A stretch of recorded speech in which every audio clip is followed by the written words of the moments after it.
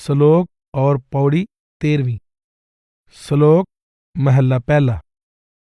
नानक मेर शरीर का इक रथ वाह, जुग जुग फेर वटाइयै ज्ञानी बुझै ता। सतयुग रथ संतोख का धर्म अग्गै रथ वाह, त्रेतै रथ जतै का जोर अग्गै रथ वाह। द्वापर रथ तपै का सत अग्गै रथ वाह, कलयुग रथ अगन का कूड़ अग्गै रथ वाह। अर्थात गुरु नानक देव जी फरमाते हैं कि 84 की माला का मेरू यानी सबसे ऊपर रहने वाला प्रधान मन का मनुष्य शरीर है। इस मनुष्य जीवन की यात्रा पूरी करने के लिए एक रथ और दूसरा उस रथ को चलाने वाला रथवान है। प्रत्येक युग के अनुसार ये दोनों बदलते रहते हैं। इस तथ्य को केवल ज्ञानी लोग ही समझ सकते हैं। गुरु साहब युगों के प्रवाह के 4 भागों में उस समय के रथ और रथवान के बारे में समझाते हैं। आप कहते हैं कि सतयुग में संतोष का रथ था। भाव उस समय लोगों में संतोष का भाव प्रबल था। धर्म रथवान था। भाव वे धर्म से दिशा लेकर सारे कार्य करते थे। त्रेता युग में संयम यानी इंद्रियों को वश में रखना रथ था और रथवान बल था। द्वापर में रथ तप का हो गया और इसका रथवान सत्य भाव पुण्य दान का हो गया। कलयुग में रथ अग्नि का है और इसका रथवान झूठ है। नानक मेर शरीर का इक रथ वाह, जुग जुग फेर वटाइयै ज्ञानी बुझै ता। गुरु साहब कहते हैं कि मनुष्य शरीर 84 की माला के मेर या प्रधान मोती के समान है।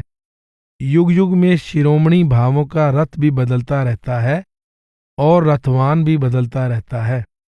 प्रत्येक युग में हृदय में कोई शिरोमणि भाव होता है जो रथ को विशेष दिशा में चलाता है। रथ पर सवार जीव किसी ना किसी संकल्प, इच्छा या तृष्णा के अधीन रहता है, जिस कारण उसका आवागमन का चक्कर युगों तक चलता रहता है। कोई विरला ज्ञानी ही इस रहस्य को समझ पाता है कि जीव को जन्म मरण के चक्कर के साथ बांधकर रखने वाला मुख्य कारण उसकी तृष्णा है। सतयुग रथ संतोख का धर्म अग्गै रथ वाह। सतयुग के लोग धार्मिक थे और संतोष धारण किए हुए थे। उनका बल मायामय पदार्थों से नहीं बल्कि धर्म और परमार्थ से था। वे इस लोक की सफलता के बजाय अपने परलोक को सुधारने की ओर ध्यान देते थे। गुरु नानक देव जी वाणी के अन्य प्रसंग में कहते हैं, सतयुग सत संतोख शरीरा, सत सत वर्तै गहर गंभीरा। सतयुग में लोग सत्य और धर्म के मार्ग पर चलते थे। गुरु रामदास जी की वाणी है, सतयुग सब संतोख शरीरा, पग चारे धर्म ध्यान जियो। मन तन हर गावै परम सुख पावै, हर हृदय हर गुण ज्ञान जियो। सतयुग में धर्म के 4 स्तंभ कायम थे। लोगों का आदर्श सत्य का ज्ञान प्राप्त करना था और उनका ध्यान प्रभु भक्ति पर था। त्रेतै रथ जतै का जोर अग्गै रथ वाह। सतयुग में लोग सतोगुणी स्वभाव के थे, लेकिन त्रेता युग में सत के स्थान पर बल रथवान बन गया। लोगों का ध्यान शूरवीरता की तरफ हो गया। सभी कर्म शूरवीरता को ध्यान में रखकर किए जाने लगे। शारीरिक शक्ति को बढ़ाने और कायम रखने के लिए संयम यानी इंद्रियों को वश में करने पर ध्यान दिया जाने लगा। गुरु नानक देव जी वाणी के अन्य प्रसंग में कहते हैं, त्रेतै धर्म कला इक चूकी, 3 चरण इक दुविधा सूकी। त्रेता युग में धर्म के 3 पांव रह गए। भाव धर्म और सत्य का प्रभाव कम हो गया तथा अनेक प्रकार के संयम का जोर बढ़ गया। गुरु रामदास जी की वाणी है, तेता जुग आया अंतर जोर पाया, जत संयम कर्म कमाए जियो, पग चौथा खिसया त्रै पग टिकया, मन हृदय क्रोध जलाए जियो। त्रेता युग में लोगों ने शूरवीरता को जीवन का आदर्श बना लिया। कई लोगों ने युद्ध में वीर गति को प्राप्त करने को ही स्वर्ग की प्राप्ति का साधन समझना शुरू कर दिया। लोगों का झुकाव काम को वश में करने पर हो गया। क्षमा और सहनशीलता के स्थान पर मन में क्रोध और ईर्ष्या का निवास हो गया। द्वापर रथ तपय का, सत अज्ञा रथ वाह। द्वापर में तपस्या और दान पुण्य पर बल दिया गया। दान पुण्य, तीर्थ व्रत और अनेक प्रकार के हठ कर्मों को प्राथमिकता दी जाने लगी। गुरु नानक देव जी कहते हैं, दया द्वापर अद्दी होई, गुरमुख विरला चीन्ह कोई, दोए पग धर्म तरे तरणी तर, गुरमुख साच तिथाई है। द्वापर में धर्म के दो पांव रह गए। भाव सत्य, धर्म, क्षमा और दया के भाव अधिक निर्बल हो गए। गुरु रामदास जी कहते हैं, जुग द्वापर आया परम परमाया, हर गोपी गान उपाय जियो, तप तापन तापै जग पुण्य आरंभै, अत क्रिया कर्म कमाए जियो। द्वापर में सत्य और धर्म का भाव अधिक निर्बल होता गया तथा अज्ञानता और भ्रम का विस्तार हो गया। श्री कृष्ण जी ने अवतार धारण किया और उन्होंने वृंदावन में गोपियों के साथ अपनी लीला दिखाई। गुरु नानक देव जी 5वीं पौड़ी में शामिल श्लोकों में संकेत कर आए हैं, सतियां मन संतोख उपजै, देना कै विचार, दे दे मंगै सहसा गुणा, शोभ करे संसार। दानी लोग दान देकर प्रसन्न होते हैं, परंतु मन में यह भाव होता है कि इससे संसार में मान सम्मान मिलेगा और जितना दान करेंगे उससे 1000 गुना अधिक फल मिलेगा। इस प्रकार के दान को धर्म और परमार्थ का अंग नहीं माना जा सकता। गुरु साहिब सावधान कर रहे हैं कि सच्चे गुरुमुखों की शरण प्राप्त ना होने के कारण लोग अनेक प्रकार के भ्रमों का शिकार हो गए। कलयुग रथ अगन का, कूड़ अज्ञा रथ वाह। कलयुग में लोगों की अवस्था और भी दयनीय हो गई। पिछले युगों में सत्य, धर्म, सदाचार, संयम और दान पुण्य आदि के गुण थे, परंतु कलयुग में आशा तृष्णा की अग्नि प्रचंड हो गई। विषय विकारों का जोर बढ़ गया और लोगों ने अपनी इच्छाओं की पूर्ति के लिए झूठ और फरेब का खुलकर प्रयोग करना शुरू कर दिया।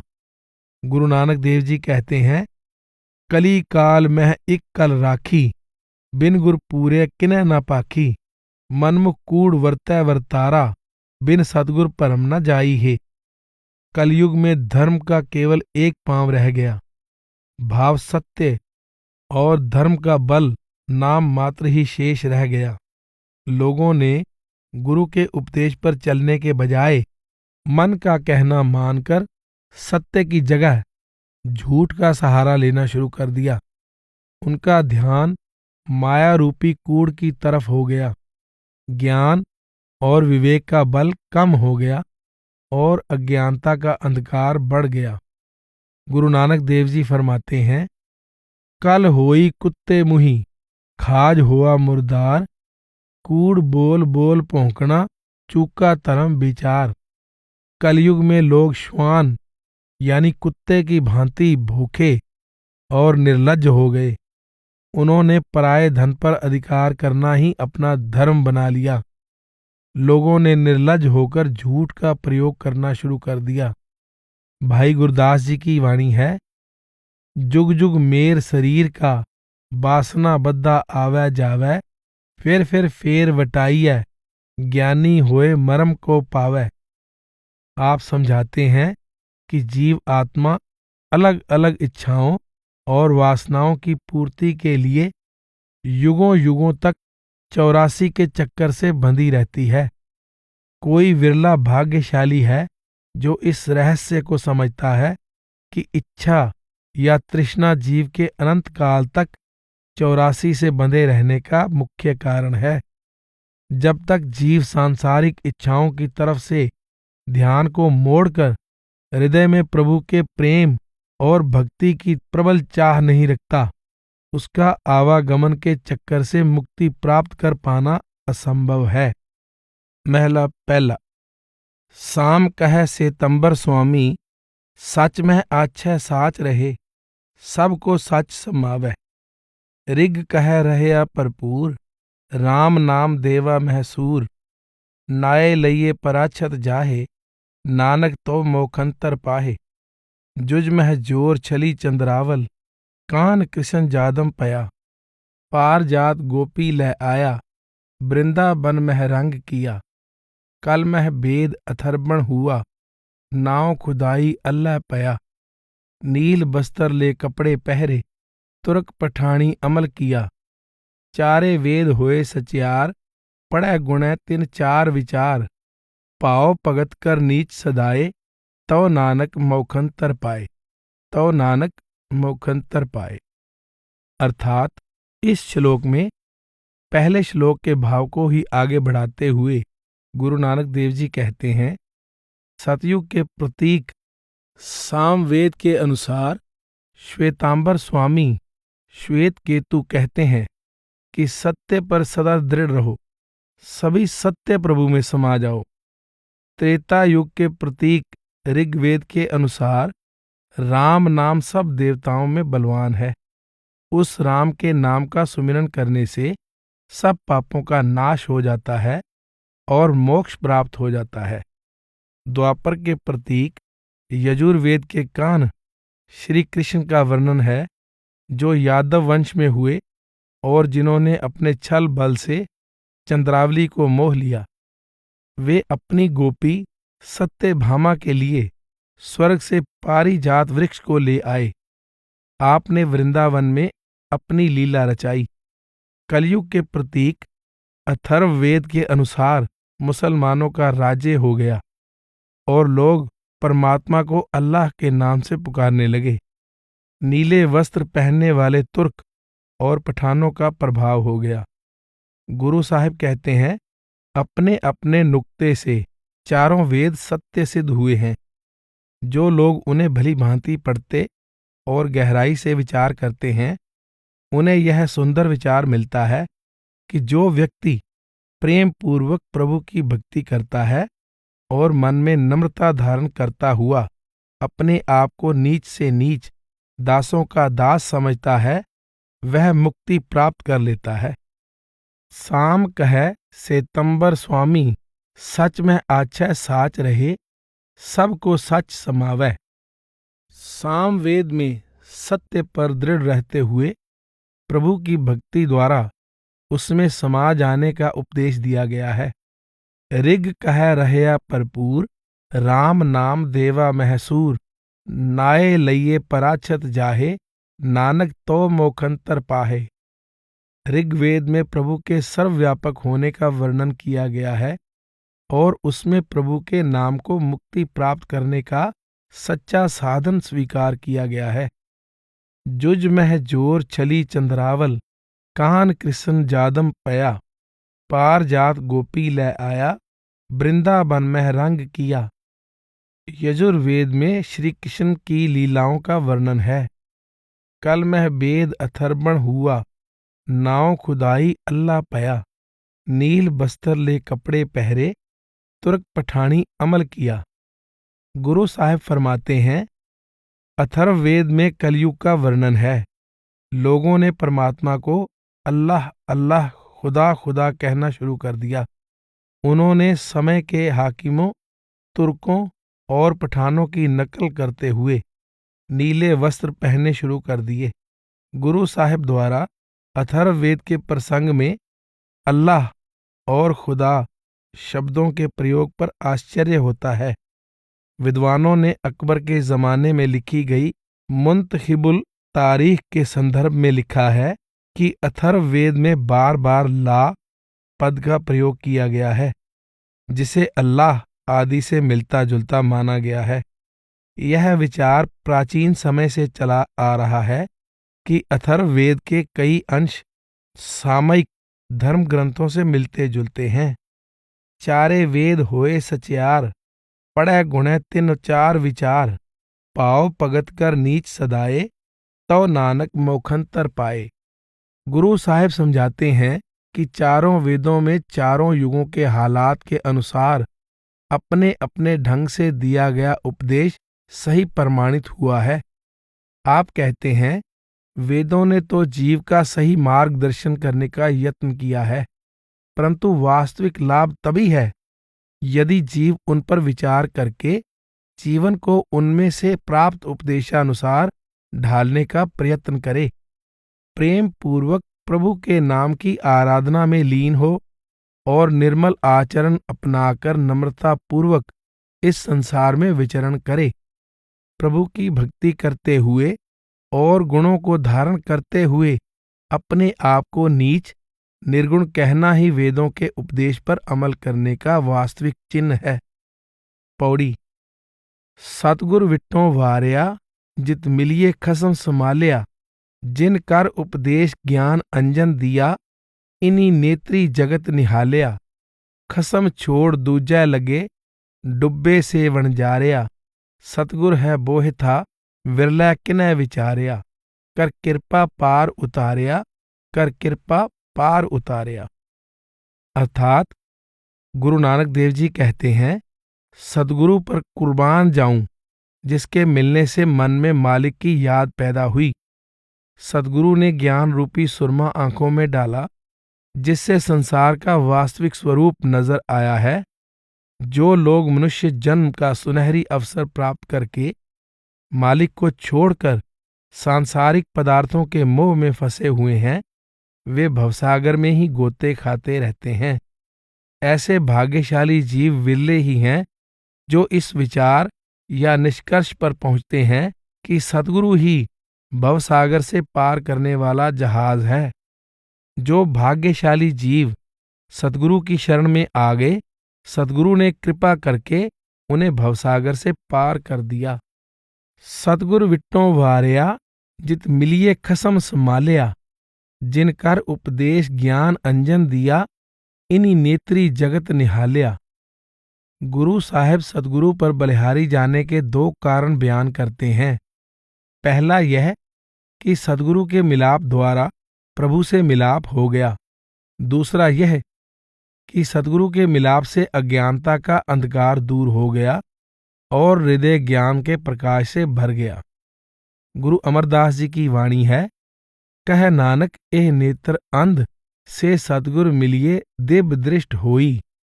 जब तक सतगुरु नहीं मिला था, आंखें अंधी थीं, क्योंकि सर्वव्यापक होने के बावजूद प्रभु कहीं दिखाई ही नहीं देता था। जब सतगुरु ने आत्मिक नेत्र में ज्ञान का अंजन डाला तो सृष्टि की वास्तविकता का पता चला और प्रभु भी सर्वव्यापक दिखाई देने लगा। पहले अज्ञानतावश संसार केवल सांसारिक तृष्णाओं की पूर्ति का साधन प्रतीत होता था, लेकिन सद्गुरु के ज्ञान द्वारा यह प्रभु प्राप्ति के साधन के रूप में दिखाई देने लगा। गुरु अमरदास जी की वाणी है, गुर ज्ञान अंजन सच नेत्री पाया, अंतर चानन अज्ञान अंधेर गवाया, ज्योति जोत मिली मन मान्या, हारदर शोभा पावणिया। जब सद्गुरु ज्ञान का अंजन आंखों में डाल देता है तो आत्मा के सामने फैला अज्ञानता का अंधेरा दूर हो जाता है और आत्मा की ज्योति उस परम ज्योति में समा जाती है। खसम छोड़ दूजा लगे, डुब्बे से वणजारिया, सतगुर है बोहिथा विरला किन्ह विचारिया। जो लोग सद्गुरु के उपदेशानुसार प्रभु की भक्ति नहीं करते, वे सदा भवसागर में गोते खाते रहते हैं। भवसागर से पार जाने का साधन सतगुरु है। गुरु नानक देव जी की वाणी है, मस्तक पार कलर सिर पारा, क्यों कर पवजल लंगस पारा, सतगुर बोहित आद जुगादी, राम नाम निस्तारा है। जब से सृष्टि की रचना हुई है तभी से संत सदगुरु रूपी जहाज भवसागर में गोते खा रहे जीवों का नाम द्वारा उद्धार करता आ रहा है। गुरु साहब ने यही भाव इस प्रकार भी प्रकट किया है। बाबा जग फाथा महाजाल, गुर प्रसादी उबरे सच्चा नाम समाल। सतगुरु हैं बोहथा शब्द लंगावण हार, कर कृपा पार उतारिया। सतगुरु किसी स्वार्थ की भावना से नहीं बल्कि अपनी दया से जीवों का भवसागर से उद्धार करते हैं। गुरु रामदास जी की वाणी है, सतगुर साध संगत है नीकी, मिल संगत राम रवीजै। अंतर रतन जवेहर माणक, गुर कृपा ते लीजै। मेरा ठाकुर वड्डा वड्डा है स्वामी, हम क्यों कर मिलै मिलीजै। नानक मेल मिलाए गुर पूरा, जन को पूरन दीजै। सदगुरु दया मेहर करके जीव को प्रभु के साथ मिलाकर उसका रूप ही बना देते हैं। श्लोक और पौड़ी 14वीं। श्लोक महला पहला। सिमल रुख सरायरा, अत दीरघ अत मुच। ओए जे आवे आस कर, जाहे निरासे कित। फल फिक्के फुल बक बके, काम न आवह पत। मिठत नीवी नानका, गुण चंगियाइयां तत। सबको निवह आपको, पर को निवह न कोय। तारता राजू तोलिए, निवह सो गोरा होए। अपराधी दूणा निवह, जो हंता मिर्गाहे। शीस निवाइये क्या थिए, जा हृदय कुसुदे जाहे। अर्थात इस श्लोक में गुरु साहब नम्रता की महिमा करते हुए कहते हैं, सेमल का वृक्ष सीधा, ऊंचा, लंबा और मोटा होता है, परंतु जो पक्षी फल की आशा रखकर उसके पास पहुंचते हैं उन्हें समझ में नहीं आता कि वे निराश होकर कहाँ जाएं। सेमल के फल फीके और स्वादहीन होते हैं तथा उसके पत्ते भी किसी काम नहीं आते। गुरु साहिब कहते हैं कि मधुरता और नम्रता सभी गुणों और अच्छाइयों का सार तत्व है। अपने स्वार्थ के लिए तो सभी विनम्र हो जाते हैं और दूसरों के आगे झुकते हैं, परंतु ऐसे लोग बहुत कम हैं जो दूसरों की खातिर झुकते हैं। आप उदाहरण देते हैं कि जिस तरह से तराजू का भारी पलड़ा झुकता है, उसी तरह कोई व्यक्ति जितना गुणवान होता है उतना अधिक नम्र होता है। गुरु साहिब सावधान करते हैं कि अपने अवगुणों को छिपाने के लिए नम्रता धारण कर लेना उसी तरह है जिस तरह हिरण को मारने के लिए तीर चलाते वक्त शिकारी झुक जाता है। यदि हृदय खोट से भरा हुआ हो तो सिर झुकाने का या नम्रता का दिखावा करने का कोई लाभ नहीं।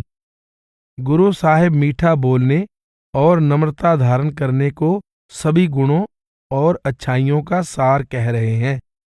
आप कहते हैं कि एक तरफ वे लोग हैं जो सेमल की तरह बड़े होने का दिखावा करते हैं, परंतु वे पारमार्थी गुणों से वंचित होते हैं। दूसरी तरफ वे संत, गुरुमुख और मालिक के भक्त हैं जो गुणों से भरपूर होने के बावजूद नम्रता, मिठास और प्रेम की मूरत होते हैं। वास्तविक बड़ाई पूरी तरह समर्थ होने के बावजूद मधुर बोलने और दूसरों के लिए झुकने में है। गुरु साहिब दूसरा उपदेश यह देते हैं कि वास्तविक बड़ाई स्वार्थ के स्थान पर दूसरों का भला करने के लिए नम्रता धारण करने में है। गुरु अर्जुन देव जी के अनुसार मीठा बोलना वह दैविक गुण है जिसके द्वारा प्रभु के दर्शन होते हैं। मिठ बोलड़ा जी, हर सज्जन स्वामी मोरा। हौं सम्मल थकी जी, ओ कदे न बोलै कौरा।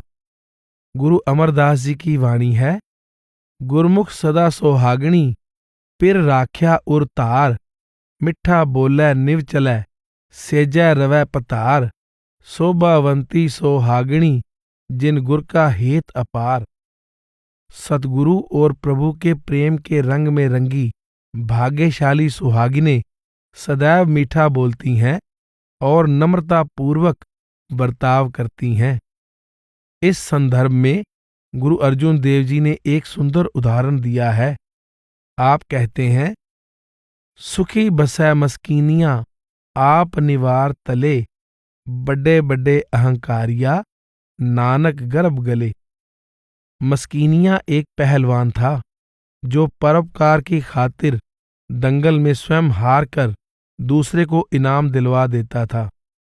गुरु साहब कहते हैं कि जो लोग सामर्थ्य होने के बावजूद दूसरों की खातिर झुक जाते हैं, उन्हें सच्चा सुख मिलता है, जबकि अपने गुणों का अहंकार करने वाले अधोगति को प्राप्त होते हैं।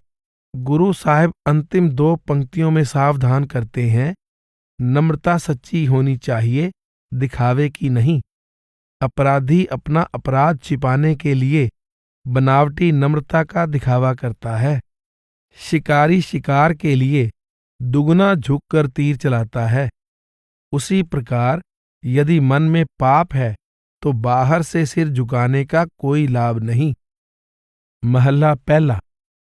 पढ़ पुस्तक संध्या बादंग, सिल पूजस बगुल समादंग, मुख चूट विभूषण सारंग, त्रैपाल निहाल विचारंग, गल माला तिलक लिलाटंग, दोय धोती बस्तर कपाटंग, जे जानस ब्रह्म कर्मंग, सब फोकट निश्चो कर्मंग, कहो नानक निश्चो त्यावै, विण सतगुर वाट न पावै।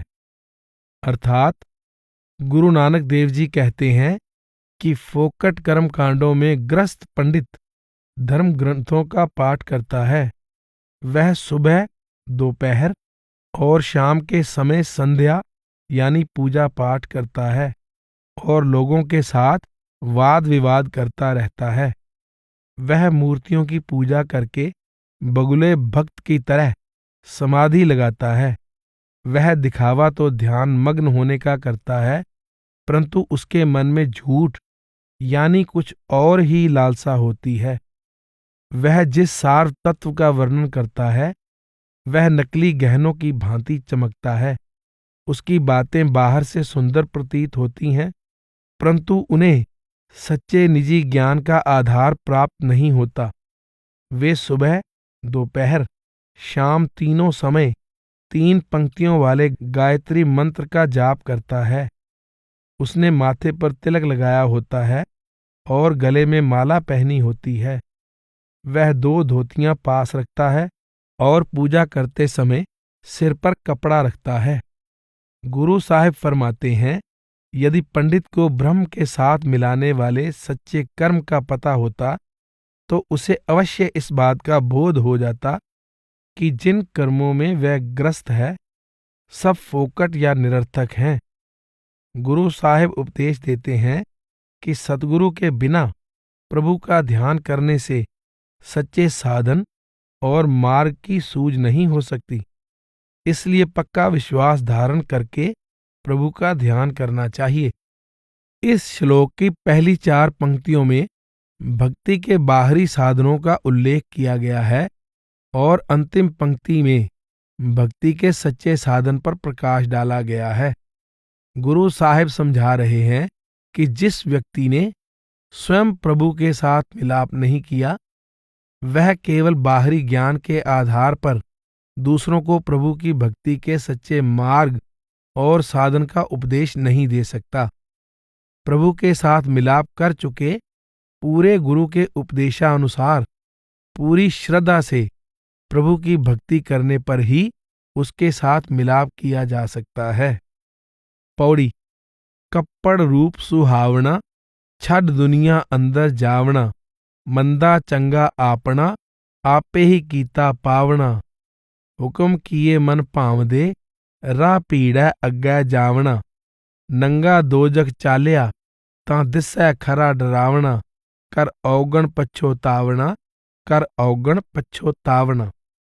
अर्थात गुरु नानक देव जी सावधान करते हैं, इस शरीर रूपी सुंदर कपड़े को संसार में ही छोड़कर जाना पड़ता है। अंत समय इसके साथ इसके कर्म जाते हैं। आगे जाकर इसे अपने अच्छे बुरे कर्मों का फल स्वयं ही भुगतना पड़ता है। इसने संसार में जो मनचाहे हुक्म चलाए हैं, उनका फल भोगने के लिए अंत समय तंग और दुखदायी मार्ग से गुजरना पड़ता है। जब इसके कर्मों का असली चित्र प्रस्तुत करके नरकों की राह पर धकेला जाता है, तो इसे अपना रूप बहुत भयानक दिखाई देता है। इसने संसार में जो पाप किए हैं, उनके लिए पश्चाताप करना पड़ता है। गुरु साहिब सावधान करते हैं कि जीव जिस शरीर के मोह और सुख की खातिर मन के कहे अनुसार पाप करता है, वह शरीर अंत समय साथ नहीं जाता। शरीर तो पीछे रह जाता है, परंतु जीव आत्मा को धर्मराज के दरबार में जाकर अपने किए हुए कर्मों का हिसाब देना पड़ता है। इसे किए हुए कर्मों के कारण तंग रास्ते में से गुजरना पड़ता है और नरकों की आग में जलना पड़ता है।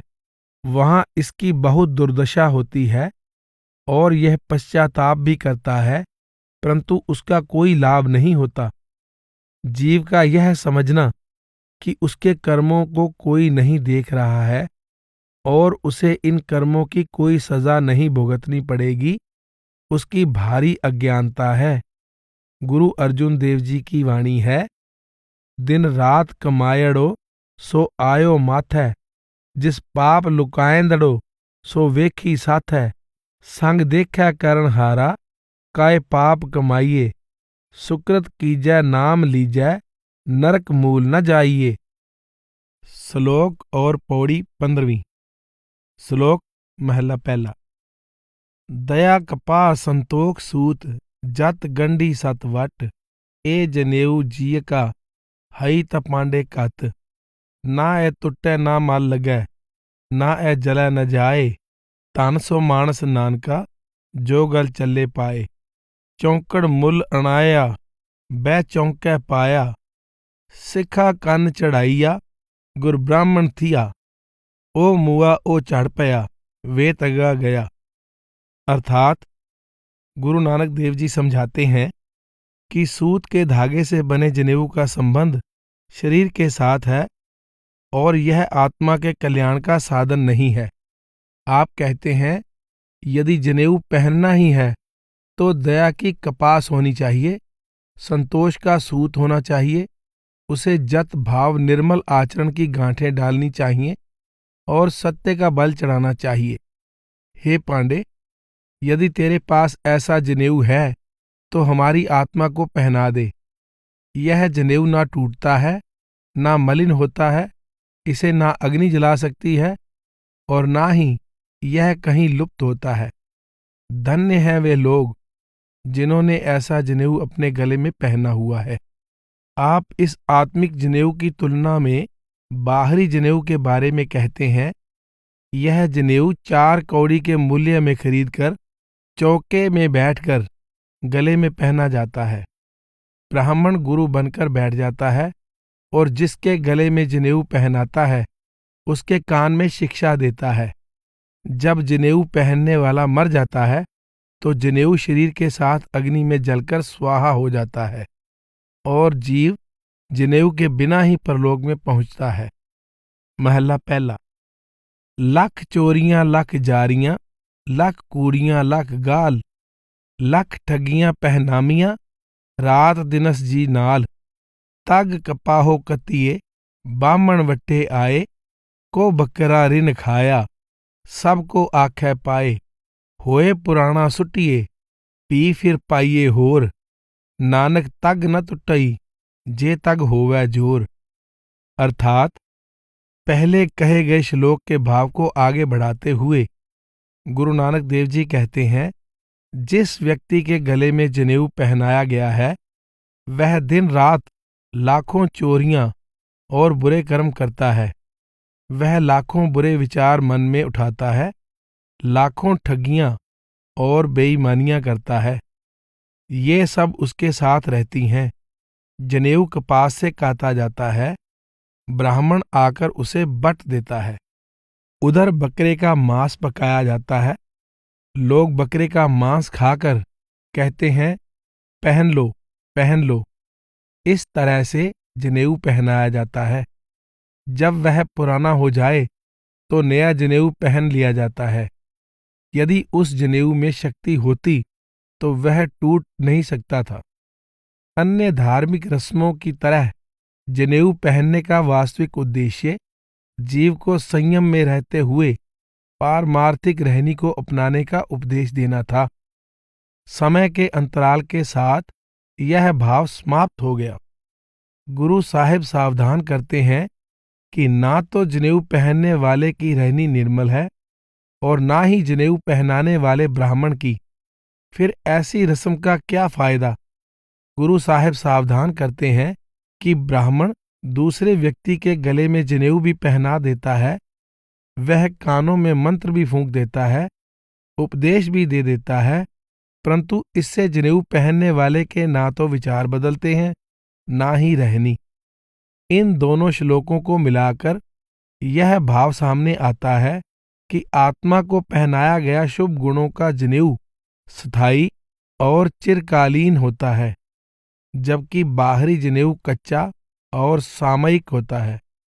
पारमार्थिक गुणों का जनेऊ मालिक की दरगाह तक साथ निभाता है, लेकिन रस्मी जनेऊ अंत समय साथ नहीं जाता।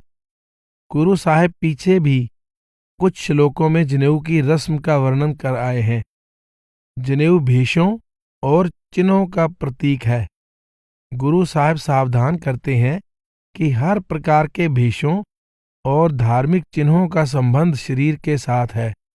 शरीर अंत समय अग्नि को भेंट कर दिया जाता है या मिट्टी में दबा दिया जाता है। सारे धार्मिक भेष और चिन्ह भी शरीर के साथ ही नष्ट हो जाते हैं।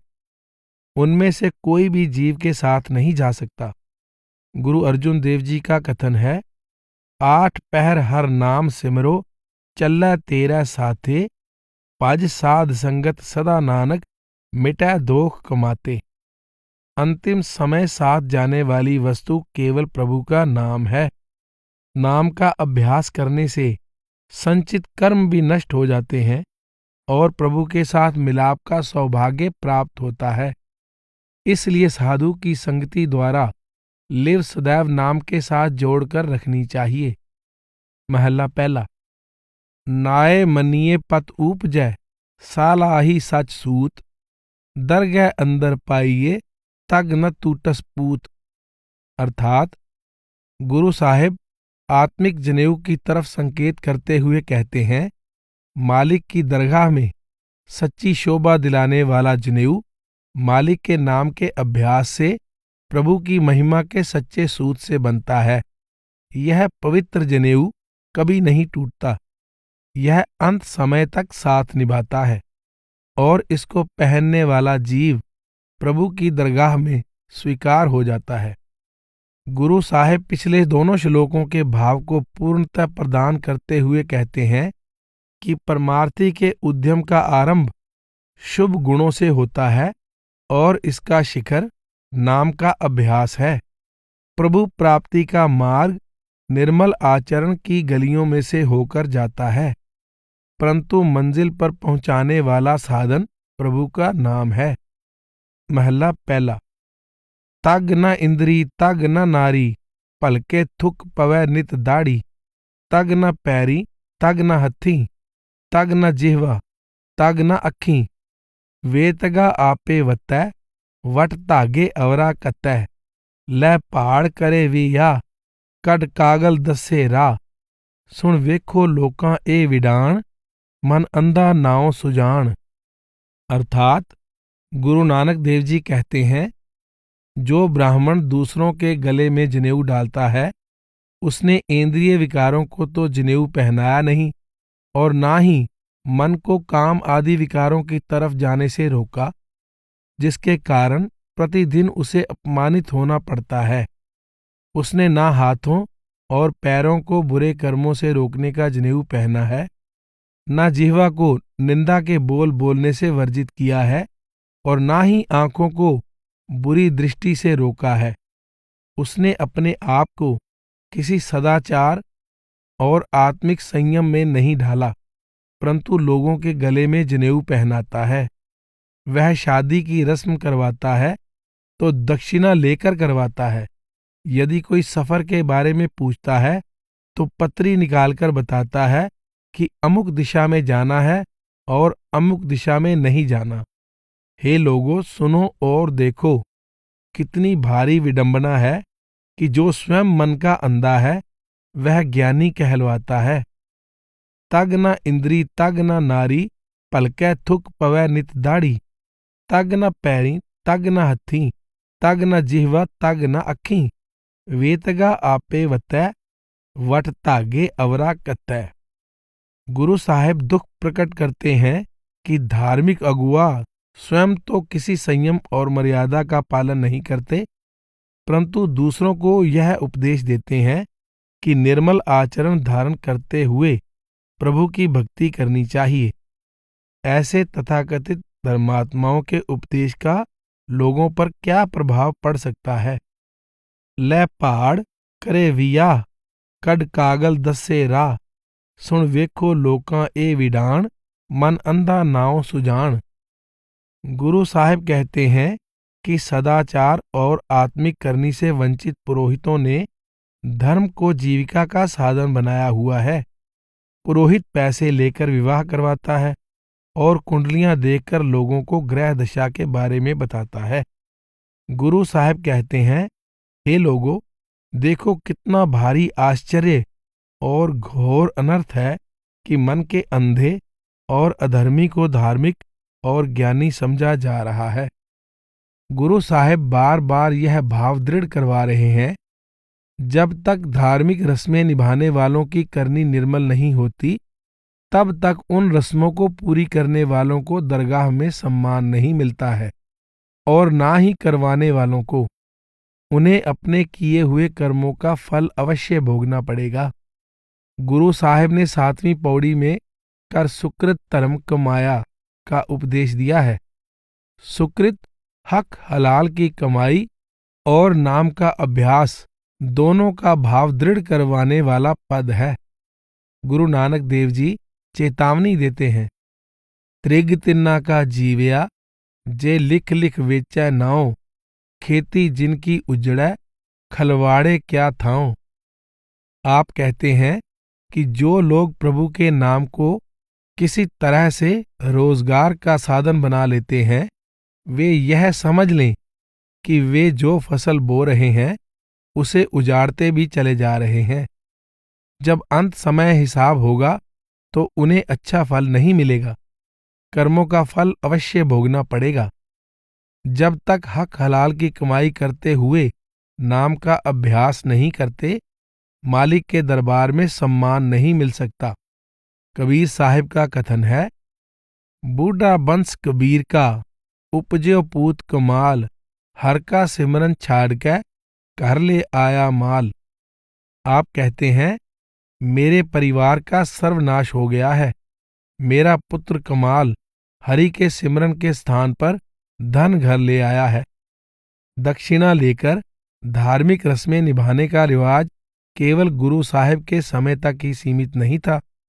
आज भी अलग अलग धर्मों के पुरोहित, मौलवी आदि जन्म मरण विवाह इत्यादि की रस्में करके धन इकट्ठा कर रहे हैं। धर्म स्थानों पर धर्म ग्रंथों के किए कराए पाठ मिल जाते हैं। कई लोग तीर्थ यात्रा या हज का फल बेच देते हैं। जिस धर्म में धन संपत्ति के लोभी पुरोहित प्रभावशाली हो जाते हैं, वे अपना तो नाश करते हैं, उस धर्म की जड़ें भी खोखली कर देते हैं। पौड़ी। साहिब होए दयाल कृपा करे, ता साई कार कराए सी। सो सेवक सेवा करे, जिसनो हुक्म मनाए सी। हुक्म मनिए होवे परवान, ता खसमै का महल पाए सी। खसमै भावै सो करे, मनो चिंदिया सो फल पाए सी। ता दरगह पैदा जाए सी, ता दरगह पैदा जाए सी। अर्थात गुरु नानक देव जी फरमाते हैं, जिस पर वह मालिक दयाल होकर कृपा करता है, वह उस जीव से ऐसे ही कार्य करवाएगा जो उसे भाते हैं। वह मालिक जिससे अपना हुक्म मनवाएगा, वही सेवक उसकी सच्ची भक्ति में लगेगा। जो सेवक मालिक का हुक्म मानेगा वह उसके दरबार में स्वीकार हो जाएगा और मालिक के महल में पहुंच जाएगा। जो सेवक कुल मालिक को पसंद आने वाले कर्म करेगा और ऐसी भक्ति में लगेगा जो मालिक को पसंद है, उसे ही मनचाहे फल की प्राप्ति होगी। वह मालिक के दरबार में सम्मान से पहुंचेगा। इस पौड़ी में गुरु साहिब परमार्थ के इस रहस्य पर प्रकाश डाल रहे हैं। प्रभु की सच्ची सेवा भक्ति द्वारा केवल वही सेवक प्रभु के साथ मिलाप कर सकता है जो उसकी दया से उसके हुक्म को पहचान लेता है। प्रश्न उत्पन्न होता है कि जीव प्रभु के हुक्म की पहचान कैसे कर सकता है। गुरु साहिब ने छठी पौड़ी में वर्णन किया है, सतगुर विच आप रख्योन कर प्रगट आख सुनाया। सतगुरु उस निराकार का दृश्यमान साकार रूप है, इसलिए उसके हुक्म या उपदेश का पालन प्रभु के हुक्म का पालन है। छठी पौड़ी में संकलित एक श्लोक में गुरु अंगद देव जी फरमा रहे हैं, हौमै एहो हुक्म है पइये किरत फिराहे। हौमै दीर्घ रोग है दारू भी इस माहे। कृपा करे जे आपनी ता गुर का शब्द कमाहे। मनमत का प्रसार भी प्रभु के हुक्म का खेल है। इस खेल से मुक्ति तभी होगी जब सतगुरु के उपदेशानुसार नाम का अभ्यास करेंगे। गुरु नानक देव जी की वाणी है, सत्संगत कैसी जानिए जिथा एको नाम वखाणिए।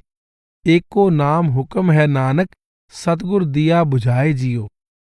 गुरु साहिब फरमाते हैं कि ऐसे पूर्ण पुरुष की संगति करनी चाहिए जो सदैव प्रभु के नाम की महिमा करते हैं। सतगुरु के उपदेशानुसार नाम का अभ्यास करना ही प्रभु के हुक्म का पालन करना है। गुरु साहिब कहते हैं, हुक्म जिन्ना नो मनाया तिन अंतर शब्द वसाया। प्रभु जिनसे अपना हुक्म मनवाना चाहता है उनके अंदर सतगुरु के जरिए अपना हुक्म यानी नाम बसा देता है। गुरु नानक देव जी एक अन्य प्रसंग में कहते हैं, हुक्म पछाणै सो हर गुण वखाणै। गुर कै शब्द नाम निशाणै। हरि के हुक्म की पहचान करने का अर्थ हरि की भक्ति करना है और नाम के साथ लिव जोड़ना ही इस भक्ति का वास्तविक प्रमाण है।